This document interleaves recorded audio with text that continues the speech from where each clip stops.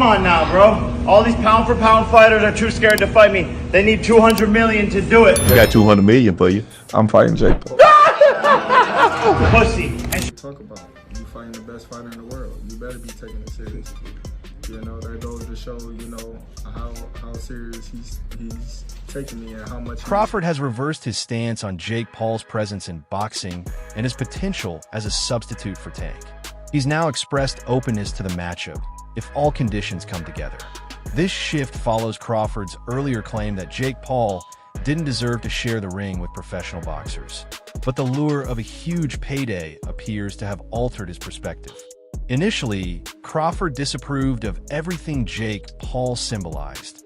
A YouTuber stepping into boxing, earning millions, and calling out real fighters who had dedicated their lives to the grind. He once described Jake as a sideshow act, turning boxing into entertainment instead of pure competition.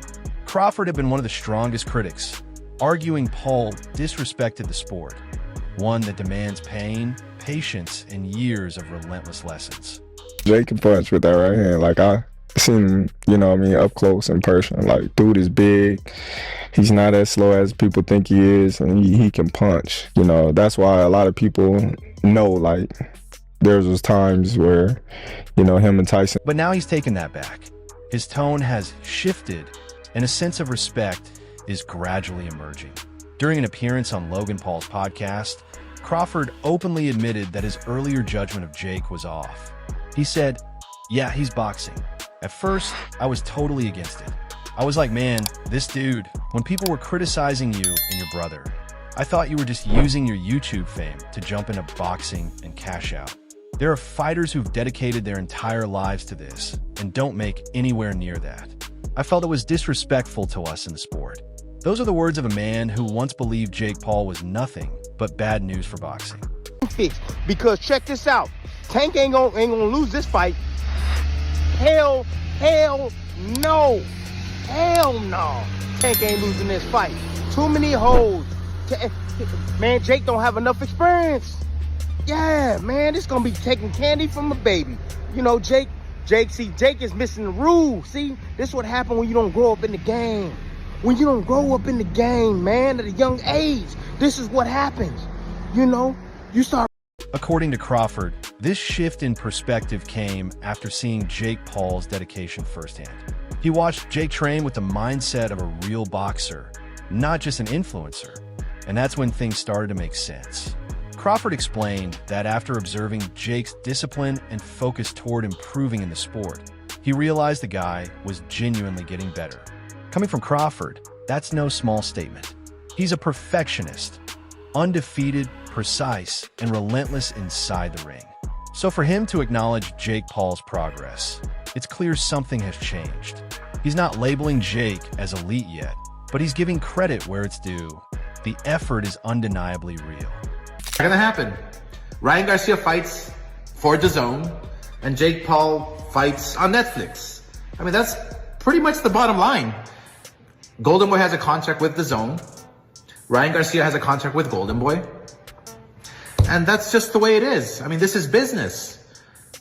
You know, Ryan Garcia's probably going to rant saying, "Oh, you're keeping me from making money and this and that and fighting." No, you have to go by the law, by the rules. You have a contract with DAZN. Crawford witnessed it firsthand when he traveled to Puerto Rico to watch Jake Paul face Ryan Borland.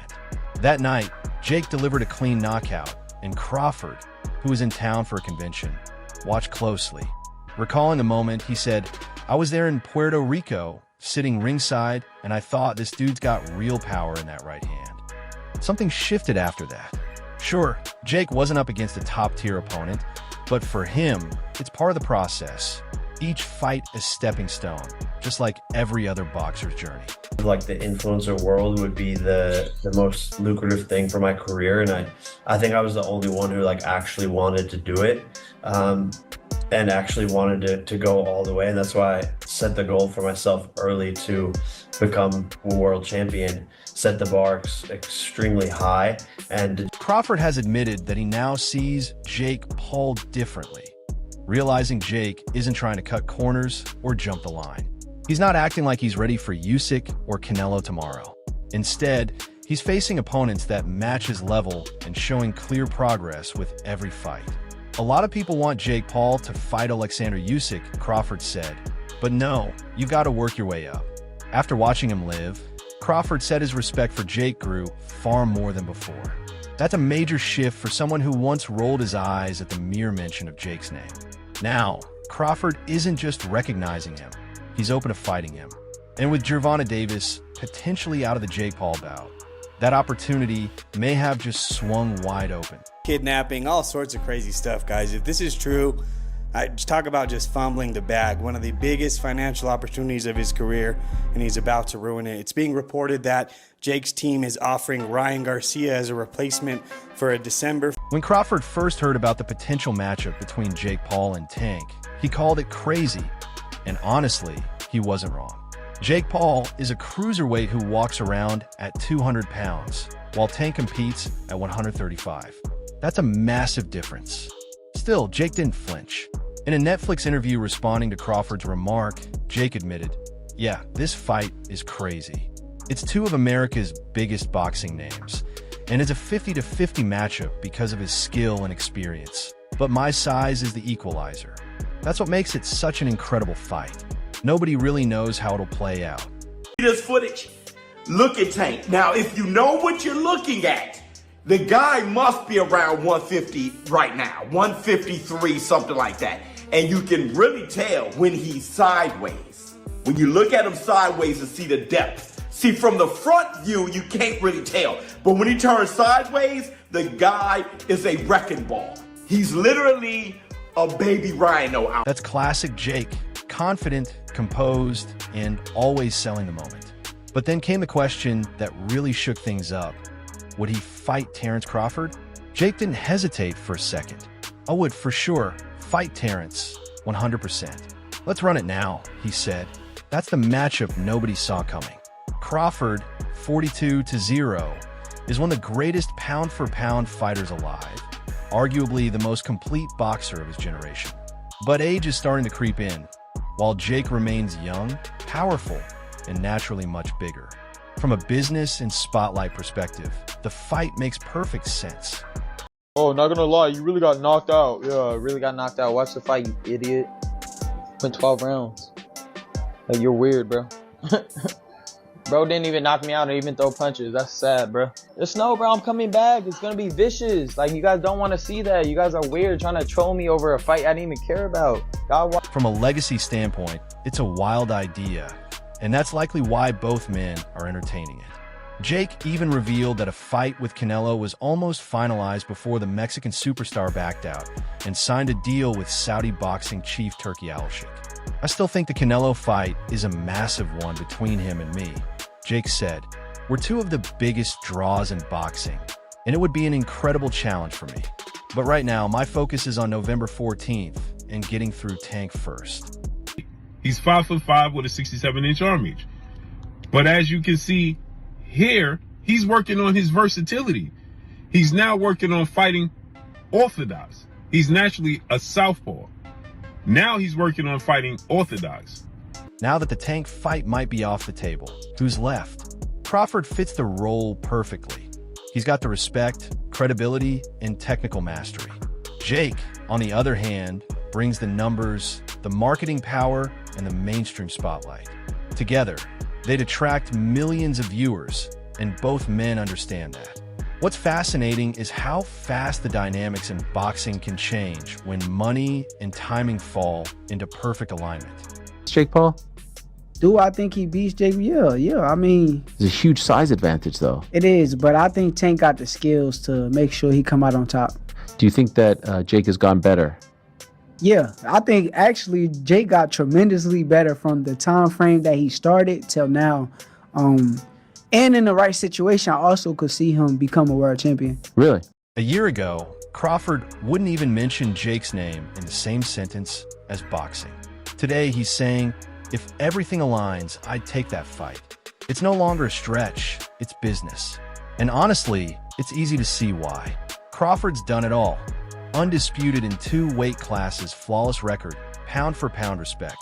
There aren't many bouts left that truly excite fans or pay him what he's worth. A fight with Jake Paul would shatter pay-per-view numbers. At this stage, it's not about proving anything.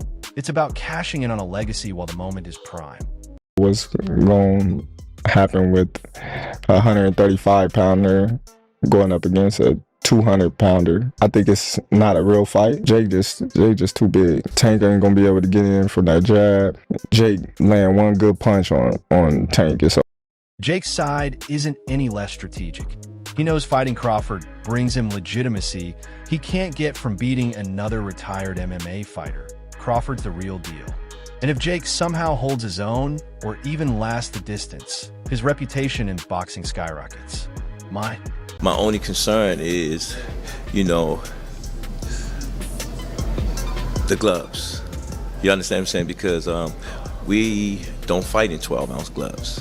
We don't use 12-ounce gloves. That's training gloves, you know what I'm saying? I'm like, that's 2 pounds away from Jake. Anthony Joshua has also weighed in, with 2 former UFC fighters, including Nate Diaz, being considered as potential replacements for Gervonta Davis. The real shocker was Joshua's name entering the conversation after online speculation and playful banter. Eddie Hearn confirmed that talks about a possible Jake Paul versus Anthony Joshua bout have indeed happened, and Joshua's response was as straightforward and confident as it gets. Just tell me where and when. It's kidnapping, all sorts of crazy stuff, guys. If this is true, I just talk about just fumbling the bag, one of the biggest financial opportunities of his career, and he's about to ruin it. It's being reported that Jake's team is offering Ryan Garcia as a replacement for a December. That's the kind of line only Joshua can deliver. Straight-faced, no theatrics, just pure readiness. It wasn't a negotiation or a cryptic social media tease. It was a simple message from one of boxing's most recognizable heavyweights. If the business works, he's in.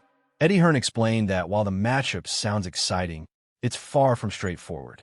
Speaking to IFL TV, Hearn said there are still many hurdles to clear, mostly on the business side. The main issue is that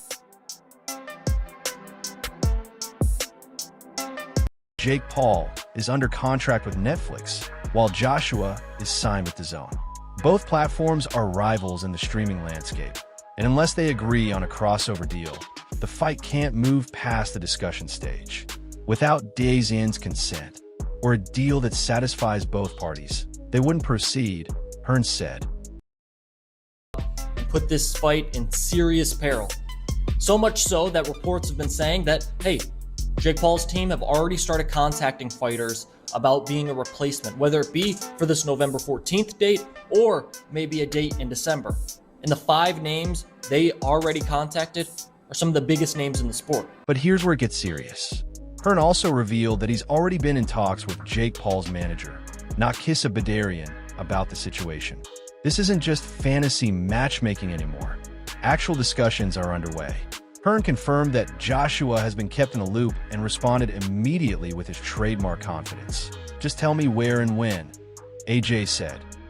But when it comes to people that picking whose fights, I can't get my head around it.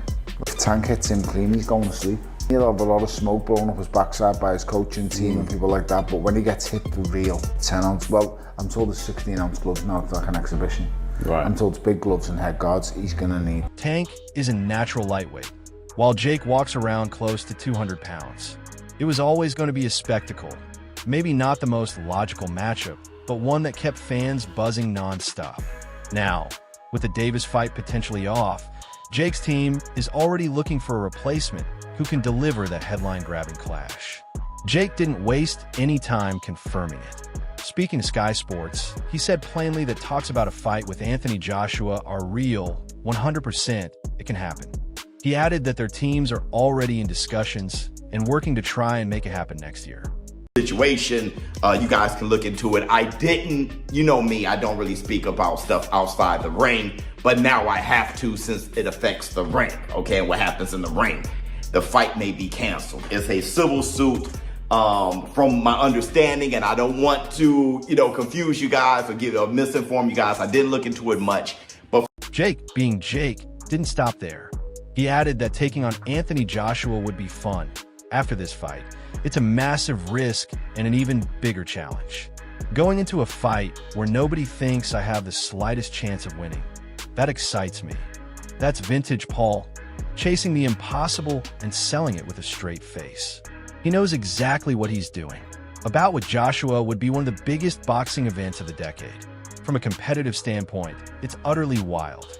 Joshua stands 6'6", 250 pounds, Olympic gold medalist, two-time unified heavyweight champion. Jake Paul, despite all his improvements, is still essentially a cruiserweight level fighter with fewer than 10 professional bouts. Yet his fearlessness in chasing historic moments is exactly why fans can't look away. No, it's early. Less than 2 weeks, no fighter is going to take that. There will be no fight if it isn't Tank Davis on November 14th. As this moment, there has been no cancellation, but it seemingly is in the direction of Tank Davis not fighting Jake Paul on the 14th. So no fighter, legitimate fighter, is going to step in on 2 weeks' notice, even if it is. Still, the buzz isn't slowing down. Former UFC champion Michael Bisping weighed in on Jake Paul's next move, and he didn't hold back on his YouTube channel. Bisping said he has no sympathy for Jake as he scrambles to find a replacement for Gervonta Davis. His point echoed what many in the fight world have been thinking. The main reason fans were intrigued by the Paul versus Davis matchup was curiosity. People wanted to see how Tank's skill would match up against Jake's size. But without that fight, the hype just isn't the same. The counter-argument, of course, is that there's still plenty of interest elsewhere. The retort would be there's such a big weight discrepancy there, right? That's what some people... Yeah, but I'm pretty sure Tank probably sparred like heavyweights or light heavyweights and things like that. Damn, so really? It's probably nothing that he never seen before. I'm pretty sure Jake never fought nobody that little. No, it's good. So that's the fascinating part about it. I feel like it's more so harder for Jake to fight a smaller guy like that because he gonna be... Bisping also highlighted what's long frustrated traditional fight fans: Jake's choice of opponents. Every time Jake steps in the ring, there's a debate over legitimacy. He's beaten retired MMA fighters, aging boxers, and names past their prime. It's more entertainment than elite competition. And while Bisping acknowledged that Jake has improved, he still doesn't buy the idea that Paul would ever face someone truly dangerous, like Francis Ngannou. 14th fight is off. The Jake Paul team have now reached out to Anthony Joshua, Floyd Mayweather, Ryan Garcia and Edgar Berlanga to replace Tank Davis, who is being sued for assault on his ex-girlfriend. Bisping laid it out in his usual straightforward style, going up against Francis Ngannou, a man who pushed Tyson Fury to the limit, even dropped him, and by many accounts was fortunate not to get the decision in their fight. There's no way Jake Paul steps in the ring with him. Bisping added, if he does, hey, I'll be the first to raise my hand and admit I was wrong. Is this really the case? It has been reported by a couple of online periodicals, and if this is the case, then it says something about influencer, crossover and exhibition boxing. Because the reports are that the Jake Paul and Gervonta Davis fight is light by 6,000 tickets. Bisping isn't just talking trash. He's coming from a fighter's perspective. Ngannou isn't merely a big puncher. He nearly shocked the world in his boxing debut against the heavyweight king himself. Jake might be fearless, but Ngannou represents a different level of threat. He's massive, explosive, and carries real knockout power against elite heavyweights. The risk-to-reward ratio in that matchup is downright insane. And yet, Jake and Ngannou have already exchanged words, showing the potential for a clash is brewing, at least verbally. Jake Paul, Tank, how you see that fight going? Man, that's not a real fight. I like Jake. Is Tank? It's not a real fight. It's not a fight. Does Tank have a chance? He's so much smaller. He's a real boxer, but he's so much smaller. After Jake's fight with Mike Tyson, Ngannou called him out online, saying he wanted to slap him. Jake fired back, labeling Ngannou a clout chaser. It never went beyond social media banter, but it did plant a seed. Still, according to Bisping, that's exactly where it'll stay. On Twitter, not in the ring. Meanwhile, Nate Diaz's name has resurfaced as a possible opponent. He's fought Jake before and went the distance. While that fight didn't exactly set the world on fire, it did sell. Diaz has the fan base, grit, and crossover appeal, but he's not the blockbuster-level name capable of filling Gervonta Davis's shoes. in here. So early rumours for the replacement for Tank Davis to fight Jake Paul is Nate Diaz. It's going to be a rematch that no one asked for and no one wants to see. Unless you do. What's your thoughts? The only two who could genuinely move the needle like that are Anthony Joshua and, maybe someday, Francis Ngannou. If Jake lands Joshua, it's game over for the critics. That fight would break every streaming record. The sheer scale is insane. A YouTube sensation versus an Olympic heavyweight icon. But the business side will ultimately decide everything. DAZN and Netflix aren't just content providers, they're rivals. Without a mega co-promotion deal, this could remain nothing more than talk for now. I don't want to beat up somebody that small. I don't want to, you know what I'm saying? What do you think of the fight? I don't want to lose to somebody that. There's no point in the fight. It's a great fight, actually. I'm not hating on the fight, but I think my thoughts on it is let's watch and see what happens. Ryan Garcia said that boxing's turning into WWE. Yeah, with that type of matchup. Do you agree? Last thing, White House card, like he said, you want Conor McGregor? Yeah, but the whole thing's on WWE, so right. It's like, at least that's happening and getting something to talk about. Still, Joshua's, just let me know where and when, line shifted the entire conversation. It's no longer a joke or gimmick. It's a real potential fight that both sides are actively considering. Hearn wouldn't even entertain it if the money and reach weren't enormous. For Jake, whether he beats Gervonta Davis or gets Joshua on board, it's the kind of win that keeps his entire boxing narrative alive. Right now, with Diaz, Ngannou, Joshua, and Crawford in the mix, Jake Paul's next chapter is shaping up to be as unpredictable as ever. And for someone like him, that's exactly the way he likes it. Loud, risky, and impossible to ignore.